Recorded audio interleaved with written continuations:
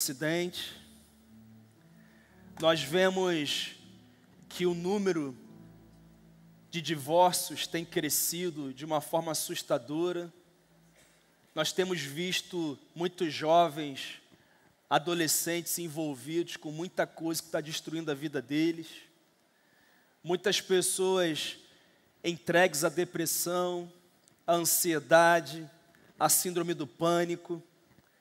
Nós vemos muita gente com potencial muito grandioso, mas que não conseguem viver plenamente esse potencial.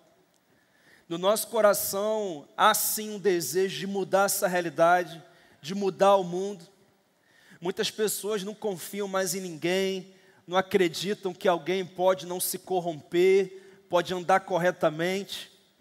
E a grande verdade é que a única instituição que pode responder e resolver o problema que há no mundo é a igreja.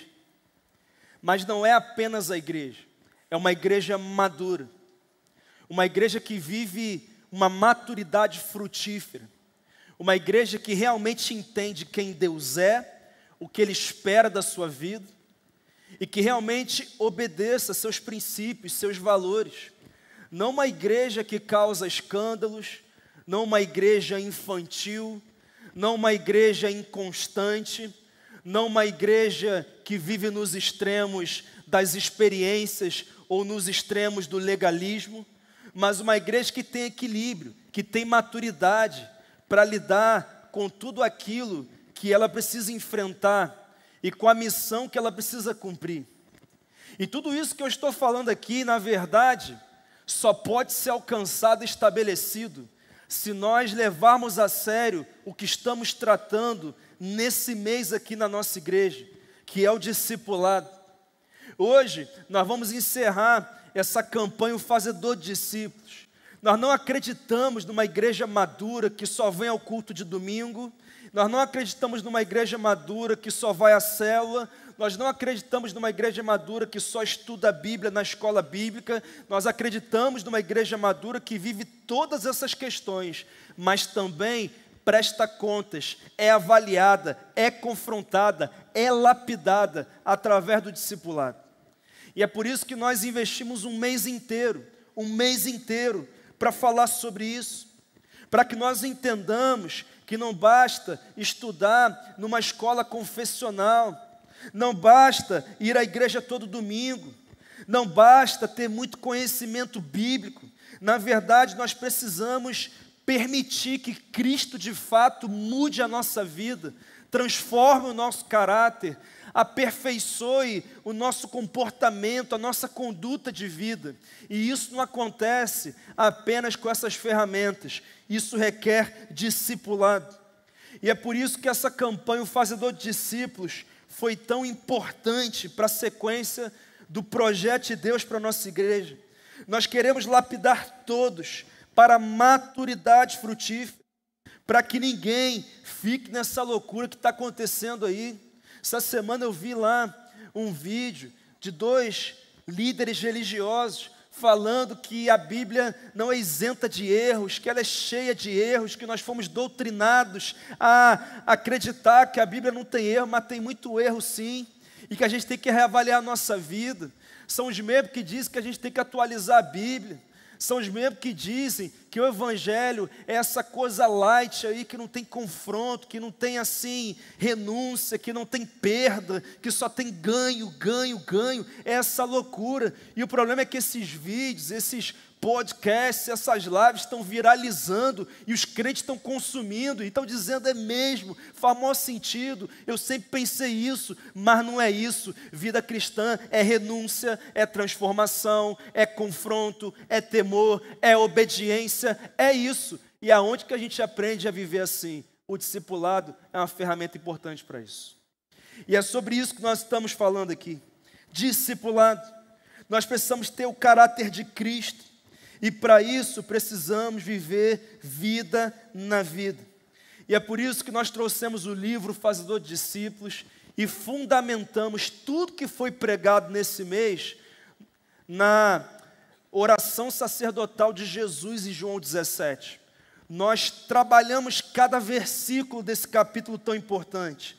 Até agora, eu compartilhei 10 princípios, e eu quero encerrar com os últimos 2 princípios que nós tiramos da oração sacerdotal de Jesus. O primeiro princípio é a cobertura espiritual, e o segundo princípio é a realização pessoal. E eu quero começar com o primeiro, cobertura espiritual. Vamos ler João 17, versos 11 e 12, que dizem assim: já não estarei no mundo, mas eles ainda estão no mundo, e eu vou para ti. Pai Santo, protege-os por amor do teu nome, o nome que me deste, para que sejam um, assim como somos um. Enquanto estava com eles, eu os protegi e os guardei no nome que me deste. Nenhum deles se perdeu, a não ser aquele que estava destinado à perdição, para que se cumprisse a Escritura.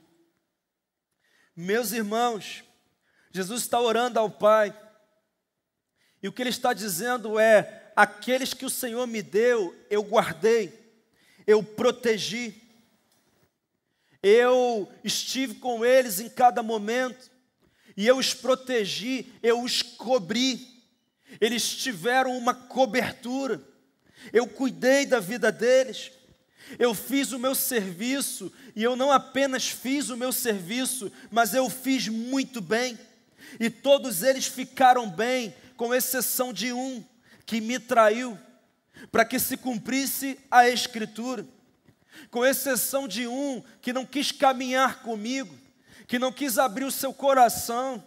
E nós falamos tanto aqui que discipulado não avança se o discípulo não abrir o coração, se não houver transparência, se não houver verdade, se não houver sinceridade. Mas, queridos, o que Jesus está dizendo é que, primeiro, Ele cobriu esses homens espiritualmente, Ele os protegeu, eles tiveram cobertura espiritual. Pastor, de que forma Jesus fez isso? Primeiro, através da intercessão. Quantas vezes Ele orou por eles? Nessa própria oração sacerdotal, Jesus intercedeu pelos seus discípulos. Ele sabia que Ele partiria, mas eles permaneceriam nesse mundo que jaz no maligno, nesse mundo complicado, pesado, difícil. Então Jesus diz: eu oro por eles, eu oro para que o Senhor os proteja, para que o Senhor os guarde, para que o Senhor os livre do mal.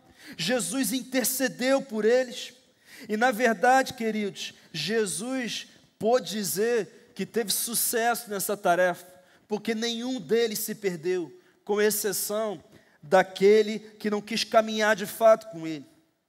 O que eu aprendo, irmãos, nesse princípio, é que o fazedor de discípulos é aquele que protege, ensina, é aquele que cobre, é aquele que se dedica para que aqueles de quem ele tem cuidado não se percam, mas vivam plenamente a palavra de Deus, o propósito de Deus. Um líder, um discipulador precisa assumir-se como responsável pelos seus discípulos. Responsabilidade de proteger os seus discípulos, de guardá-los, de cobri-los. Cobertura espiritual é essencial na vida cristã, irmãos. E aqui eu não estou falando do abuso. Inclusive, semana passada eu falei de transferência de unção, e hoje eu estou falando de cobertura espiritual, que são 2 conceitos que geram a polêmica aí fora, né? Cobertura do espiritual não é: se você não fizer o que eu estou dizendo, você não tem a minha bênção. Se você não namorar com quem eu digo que tem que namorar, então você vai ser amaldiçoado. Se você não vestir as roupas que eu digo que você tem que vestir, então você vai viver sofrimento. Irmão, não é isso que é cobertura espiritual, não. Cobertura espiritual é alguém clamando a Deus para que dê a ele sabedoria, discernimento e amor para instruir alguém, para que seja protegido de viver o que não precisa viver, de sofrer o que não precisa sofrer, para que possa viver plenamente o propósito de Deus. Foi isso que Jesus fez, Ele intercedeu por eles. Um discipulador precisa entender que quando discipula alguém, ele tem que ser um protetor espiritual desse alguém. Precisa proteger, guardar, antecipar os perigos, sabe? E Jesus fez isso intercedendo. Eu te pergunto, você ora pelos seus discípulos? Você intercede por eles? E eu não estou falando daquela oração religiosa, Deus abençoa ele, abençoa ela. Eu estou falando de intimidade, eu estou falando de um detalhamento na nossa intercessão, exatamente naquilo que os nossos discípulos precisam. Nós precisamos avaliar a nossa caminhada de discipulado. O que eu quero dizer é que quando você está sendo discipulado, você tem a cobertura extra, irmão. Uma cobertura extra. Por exemplo, você já ficou num lugar que choveu e não tinha cobertura? E aí você se molhou todo. E além de chover, ainda estava um frio absurdo. E você ficou ali todo molhado, passando um frio complicado. E aí você ficou desesperado por aquecimento, uma forma de se aquecer. Pois é, irmão, quando você tem discipulado, você está protegido da frieza espiritual, irmão. Você sempre tem alguém te aquecendo. Alguém dizendo, ei, não fala com a tua esposa desse jeito não, cara, isso não vai dar certo. Sabe, não lida com dinheiro dessa forma não, toma cuidado. Não acha normal que você pode ser crente domingo não. E você vai domingo e você pega a bênção, não é esse o termo que usa, você pega a bênção e você volta e vive segunda a sábado sem a bênção. Porque você não tem tempo com Deus, você não lê Bíblia, você não reavalia a tua vida constantemente. Discipulado é essa proteção, para que nós não passemos uma frieza espiritual que muita gente está vivendo. Eu falei aqui anteriormente, vi isso mais uma vez essa semana na minha casa, minha esposa recebendo as discípulas, e cuidando delas, e instruindo elas, e orientando, às vezes confrontando, às vezes apenas consolando, mas sempre protegendo, instruindo, corrigindo, cuidando. O princípio de cobertura espiritual não é sobre domínio, mas é sobre cuidado. É sobre uma preocupação em proteger aqueles que estão conosco. E sabe, meus irmãos, uma das grandes fragilidades do discipulado que se pratica em muitos casos hoje em dia é a falta de aliança profunda entre as pessoas. Talvez porque muitos encarem o discipulado como uma tarefa técnica, uma missão religiosa, um cumprimento de protocolo. Então eu encontro ele, faço umas perguntas, quando dá, e olho no relógio e acabou o tempo, então acabou o discipulado. Mas não é isso que é discipulado. Isso tem a ver com algo muito mais profundo. Alguns não entendem que discipulado é um exercício de paternidade espiritual, de cuidado, de proteção. Até mesmo, às vezes, os próprios discípulos não entendem e vão vivendo a sua vida e não prestam contas a ninguém, e está tudo bem, porque hoje é normal dizer que eu não preciso de homem, de pastor, de líder, de igreja para viver meu relacionamento com Deus, porque eu tenho meu relacionamento com Ele aqui. Sabe quem falou sobre isso? Judas, não os Iscariotes. Na sua epístola, ele chama essas pessoas dos pastores de si mesmos, que é uma das marcas da apostasia. É aquela pessoa que é autopastoreável. Ela se pastoreia, ela não presta contas a ninguém, ela não avalia a sua vida, ela não ouve ninguém, ela vai caminhando conforme o seu próprio entendimento. Se essa é a realidade da tua vida, você está caminhando para a apostasia, irmão. Você está caminhando para viver uma vida longe da bênção do Senhor, da graça do Senhor, e até mesmo da salvação que só o Senhor pode dar. É uma verdade. Será que você também tem caminhado debaixo dessa cultura de discipulado, de cuidado? Irmãos, quantas vezes uma decisão que eu tenho que tomar, liguei para o meu discipulador, decisões que influenciaram essa igreja, e eu falei, qual a tua visão sobre isso? Eu estou pensando isso aqui. E você? Ele, Bruno, olha, já passei por isso, eu fiz desse jeito. Bruno, isso aí nós vamos ter que orar por um tempo. Ou seja, eu reconhecendo, eu sou crente há 36 anos, eu sou pastor, eu busco a Deus, mas eu reconheço que eu preciso de alguém. Eu preciso de alguém, eu preciso prestar conta, eu preciso ter alguém sobre a minha vida. Quem está entendendo aqui, irmãos? Ou será que tem alguém melhor do que Moisés, do que Josué, do que o apóstolo Paulo aqui? Será que tem alguém melhor? Alguém que não precisa? Não é uma verdade. E nós temos que avaliar a nossa vida. A proteção espiritual é um elemento determinante para que alguém siga avançando na fé. Nós temos um exemplo interessante, eu até preguei esse texto no culto dos servos do Vida Vitoriosa aqui sexta-feira, que é quando os amalequitas avançam contra Israel, lá em Êxodo 17.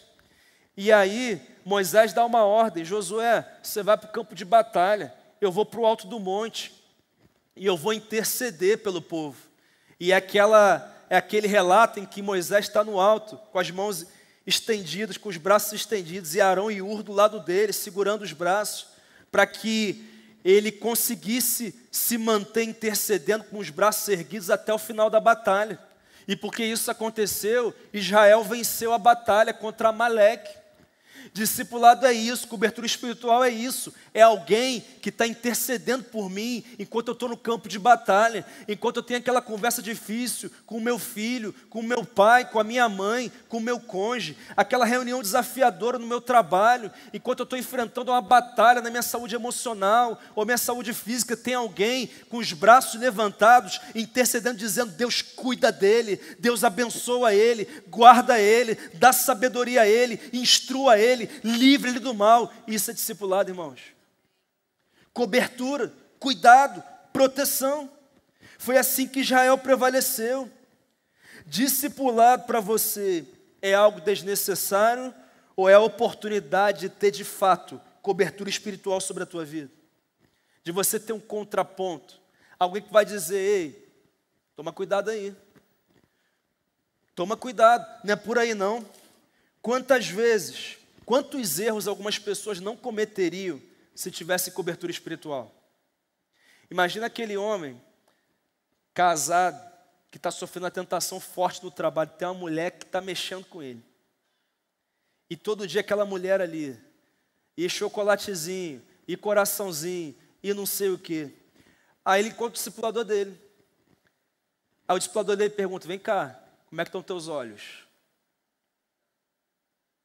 Você está sofrendo alguma tentação forte aí? E ele vai e conta: ó, tem uma mulher lá no meu trabalho, e cara, está mexendo comigo, dá em cima de mim direto, complicado. E o discipulador ouve isso, sabe o que ele fala? Irmão, é pombagira, irmão. Tu foge dessa pombagira aí. Tu fica longe disso aí, irmão. Tu é homem de Deus. Tu tem uma mulher linda, abençoada, filhos lindos. Tu tem intimidade com Deus, tu vai jogar isso fora por causa de uma mulher? Ajuda ou não ajuda, irmão? Sim ou não? Sim. Ajuda. É assim. Aí vai a mulher. O marido não quis ir na festa na casa da mãe dela, porque ele disse que estava cansado, mas o miserável acordou cedo para jogar bola. E ela está revoltada. Aí ela chega para a discipuladora: ele fez isso comigo, mas também deixei ele 1 mês sem sexo. Ela fala isso para a discipuladora, que a discipuladora fala: você está maluca, mulher? Você perdeu o juízo? Teu marido está errado. Aí o erro dele agora faz você usar o sexo, que é um presente que deu para o casamento, para puni-lo? É moeda de troca agora? Você está doida? Você vai para casa, pega aquela lingerie hoje e você ama o teu marido. Discipulado. Algum homem dá glória a Deus aqui? Glória a Deus. Olha o Senhor falando aí, irmão. Aí, ó, avivamento no meio dos homens aqui, irmão. Que isso? É isso aí. Discipulado, irmão. E sabe qual é o nosso problema? A gente não percebe que nós vamos abrindo mão de alguns princípios na nossa vida. Que nós vamos normalizando umas coisas que para Deus não são normais. Mas aí vem o discipulador e mostra aqui: toma cuidado com isso. Isso aqui está errado. Vigia, toma cuidado. Isso é discipulado, cobertura espiritual. Cobertura espiritual. Irmão, nós precisamos disso. Jesus, em muitos momentos, manifestou uma dor no coração quando ele via uma multidão, pessoas, que ele dizia que eram como ovelhas sem pastor. Isso fazia com que Jesus se compadecesse, porque Jesus pensava: se não tem pastor, se não tem cobertura, essas pessoas não sabem para onde estão indo, não tem um caminho, não tem um norte, não tem um fundamento, não tem proteção, não tem cuidado. E sabe, queridos, isso é muito sério.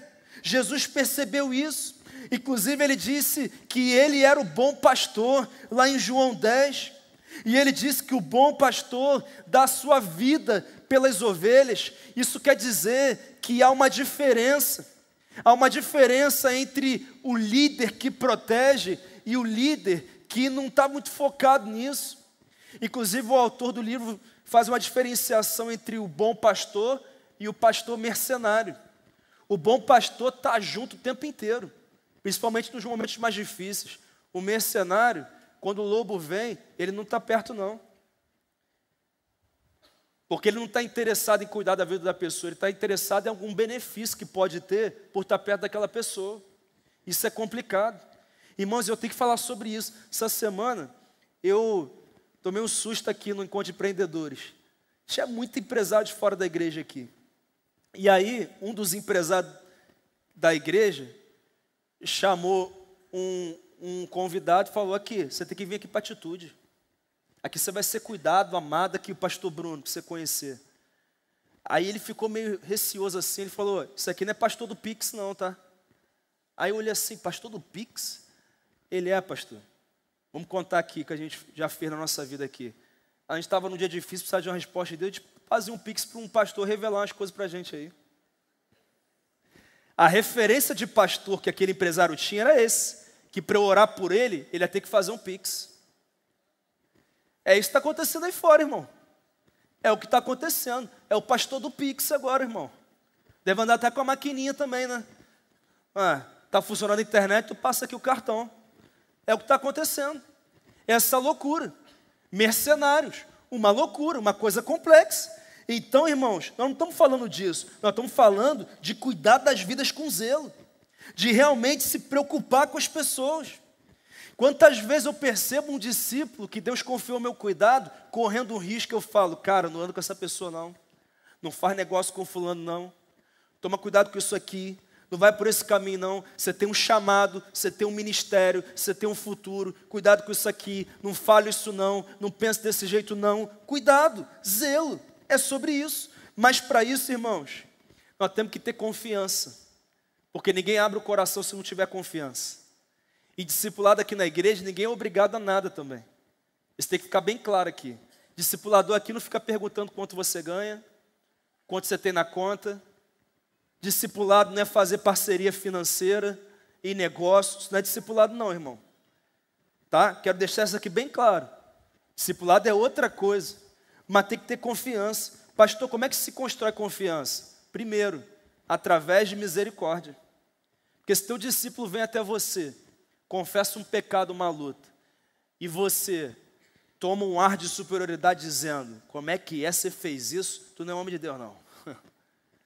Eu achei que você já tinha mudado de fase, você está fraco demais, você está devagar. Irmão, se a gente age com um ar de super crente, isso afasta as pessoas da gente, sim ou não?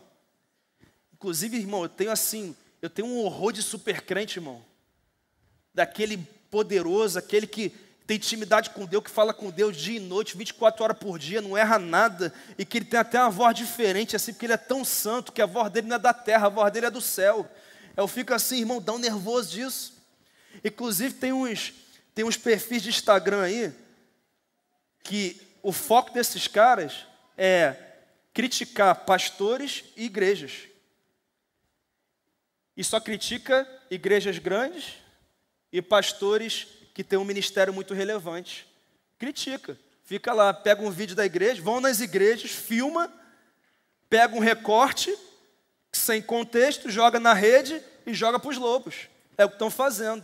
Um desses caras aí, o Santarrão lá, esse ano aí, apareceu um vídeo de um não crente dizendo: esse cara aí adultera com a minha esposa há 3 anos. Aí ele teve que fazer um vídeo confessando o pecado dele. Irmão, quem se acha grande demais, cada vez está mais próximo da sua queda. Sabe o que é discipulado? São 2 mendigos procurando o pão. O pão é o pão do céu, é Jesus, nós estamos buscando Ele. Nós não apontamos para a gente, nós apontamos para Ele. Isso é discipulado, irmão. Isso é discipulado. Aqui na Atitude tem super crente, não. Aqui só o Senhor é o grandioso, amém? E a gente está aprendendo com Ele. Eu não estou falando para a gente baixar a régua da santidade e ser conivente com o pecado. Eu não estou falando isso. Eu estou falando de misericórdia, porque muitas vezes fomos nós que erramos. E só estamos de pé aqui porque alguém teve misericórdia da gente. E a gente pode avançar. É isso. Inclusive eu, seu pastor, eu estou no jogo contigo, irmão. Sou homem como você. Sou fiel à minha esposa, glória a Deus por isso. Até hoje, se amanhã eu falhar com ela, já era, eu jogo toda a minha história fora. É ou não é verdade? É assim, é a nossa realidade. Nós temos que entender isso. Aquele que pensa estar de pé, tome cuidado para que não caia. E o discipulado é isso. Ninguém aqui é perfeito, ninguém aqui é cheirosinho. Quando você acorda, todo mundo aqui tem bafo, tá, irmão? Ok? É normal. Ninguém aqui é maravilhoso, não. Ninguém aqui é o santarrão, não. Nós estamos aprendendo com ele o tempo inteiro. É isso, em nome de Jesus. Inclusive, irmãos, eu acredito que é essa convivência. Mas tem uma segunda coisa que faz a gente gerar confiança. O quê? É a gente se expor. Teve uma vez que meu primeiro discípulo na história, lá em 2013, 2014, não sei. Eu percebi que o discipulado era muito superficial. Ele não abria. E eu sabia de umas coisas na vida dele, só que eu não ia dizer, sei disso aqui na tua vida. Queria que ele me contasse, e ele não contava. Não contava. Até que um dia eu contei para ele uma fraqueza minha. Quando eu contei para ele uma fraqueza minha, irmão, o homem vomitou as fraquezas dele, irmão. Porque ele olhava para mim assim como um ser angelical, né? Quando ele viu que eu não sou anjo, que eu sou gente, ele falou, meu Deus, então eu posso ser gente perto dele também. E isso se expôs. Sabe quem fez isso? Jesus, no Getsemane. Chegou para os três e falou, a minha alma está profundamente triste. Eu estou fraco, eu estou triste, eu estou sofrendo. Fiquem aqui e vigiem comigo, orem comigo, intercedam por mim. Jesus mostrou fraqueza, irmão. Mas a gente não. Nós temos que, às vezes, em algum momento, a exposição para o discípulo vai ser necessária. Para que ele se sinta trabalhando com gente como você, gente como ele. Isso é tão importante, gente como a gente. E a última coisa para ganhar confiança, guarde os segredos. Discipulado é sigiloso, irmão. Você não conta nem para o teu cônjuge o que ela tratou com você, o que ele tratou com você. Só se ele autorizar. Sigiloso. Já é tão difícil alguém abrir o coração hoje, não é verdade? Alguém confiar. Se você abre o que é importante para ele, o que às vezes para você não era, isso aqui é coisa pequena, eu vou falar. Mas ele fica sabendo, isso faz ele, cara, eu nunca abri isso para ninguém na minha vida inteira. Eu abri para ele, a primeira coisa que ele fez foi contar para outro. Não, irmão. Para gerar confiança tem que guardar segredo. Por isso, quando eu faço meus aconselhamentos aqui, eu falo aqui, não sei se você já vem em gabinete pastoral, mas eu queria te dizer que tudo que acontece aqui é sigiloso. Inclusive, eu conto com o seu sigilo também. Por quê? Porque é um ambiente de confiança, um ambiente seguro. Discipulado tem que oferecer isso, tá bom? Segurança, confiança. Inclusive, em Tiago 5,16, olha o que está escrito. Portanto, confesse seus pecados uns aos outros e orem uns pelos outros para serem curados. A oração de um justo é poderosa e eficaz. A maioria das pessoas, quando peca, pede perdão a Deus e é perdoado. Mas algumas dessas pessoas não conseguem vencer aquele pecado, volta novamente. Por quê? Foi perdoado, mas não foi curado. E aí Tiago vem e diz, você quer ser curado? Confessem as suas culpas uns aos outros, para que vocês sejam curados. Às vezes a tua cura vai estar na confissão a alguém que você confia como autoridade espiritual. De repente você está aí escorregando na mesma coisa um tempão. Procura uma pessoa de confiança, teu líder de célula, teu discipulador, um pastor dessa igreja e compartilha. Eu estou com dificuldade nisso. A tua cura vai acontecer em nome de Jesus. Amém, meus irmãos?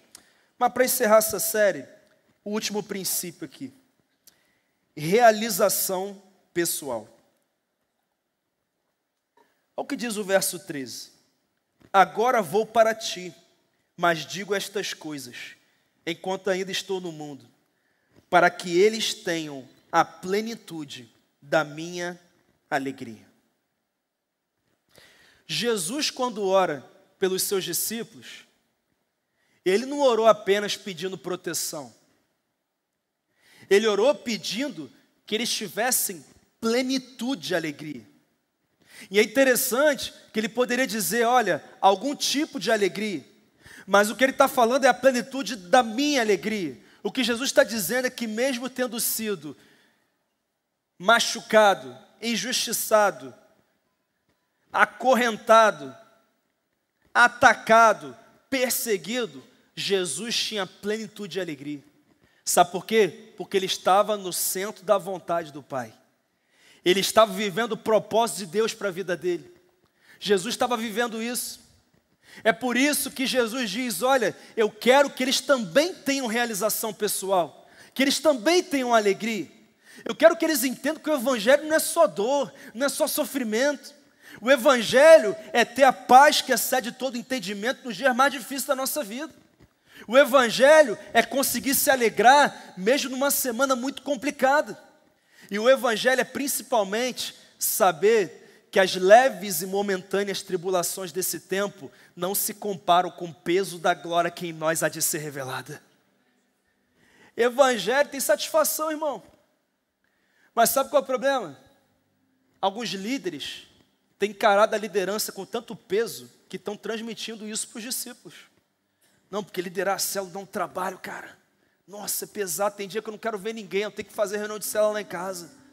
Meu Deus, comprei um tapete persa, que chegou essa semana.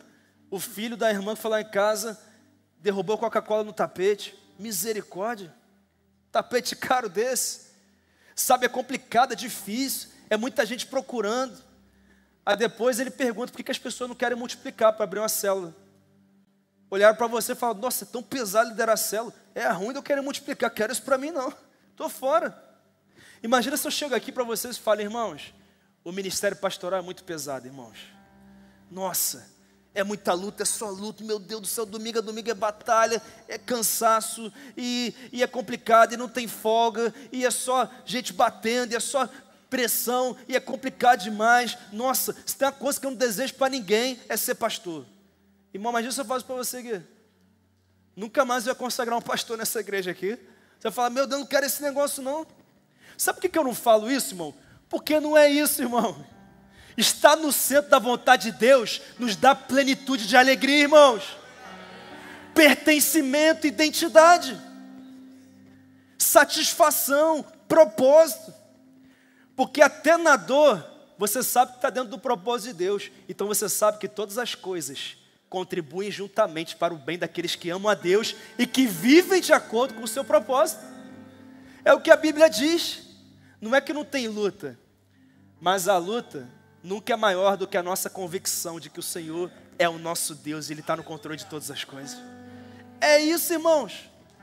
Isso é o Evangelho. Eu sei que por um lado só vendem facilidades no Evangelho, mas por outro lado só vem dificuldade também, né, irmão? Meu Deus do céu. Quem aqui come comida boa? Levanta a mão aí. Quem aqui dorme numa cama boa? Ai, que benção. Quem aqui tem resposta no dia mal? Quem aqui sabe que esse sofrimento tem data de validade? Porque nós vamos para uma terra que não vai ter dor, não vai ter morte, não vai ter choro. É isso que o Evangelho diz para mim e para você. É o Evangelho. Louvado seja o nome do Senhor. É claro que o discipulado tem custos, mas traz profunda realização pessoal. Profunda realização. É isso. E quando você entende isso, irmão, você só quer viver o que Deus tem para você. Eu tenho muitos pastores amigos, no Brasil e fora do Brasil, que fizeram o que eu fiz há 7 anos atrás. 7 anos e meio atrás. Largaram os seus empregos, suas carreiras, o ganho financeiro que tinham, para viver o ministério pastoral do zero. Pergunta para ele se alguém quer voltar atrás, irmão. Ninguém quer não, irmão. Sabe por quê? Porque não tem alegria maior do que estar no centro da vontade de Deus, irmão. Você pode não ter o dinheiro que você tinha, mas com o dinheiro que você tinha, você não tinha a alegria que você tem hoje. Hoje eu falei para os embaixadores do rei, para os meninos ali, eu falei, vem cá, vocês acham que fulano de tal é bem sucedido? Falei um jogador aí, bem famoso. E alguns deles disseram sim, falei, é bem sucedido no esporte, mas tem um filho de cada mulher. Está toda hora descompensado, triste, está enchendo a cara para se alegrar. Não é bem sucedido não. Sabe o que é sucesso, irmão? É você prosperar plenamente no centro da vontade de Deus, no propósito do Senhor para você. Isso é felicidade. Tem gente com dinheiro tirando a própria vida. No terceiro, no quarto casamento. E tem gente que paga as contas do mês assim, no limite.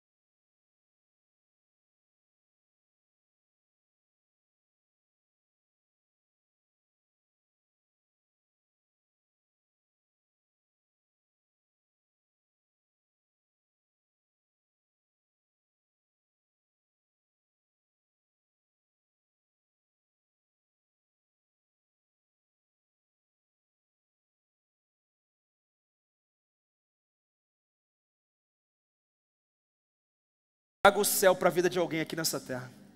Que você seja um fazedor de discípulos. Um fazedor de discípulos. E por isso, querido, eu quero encerrar essa campanha fazendo uma aliança com a igreja. Eu quero uma igreja 100% discipulada. 100% discipulada. Vou chamar os líderes de rede aqui na frente. Vem aqui, por favor. Deixa eu falar uma coisa para você.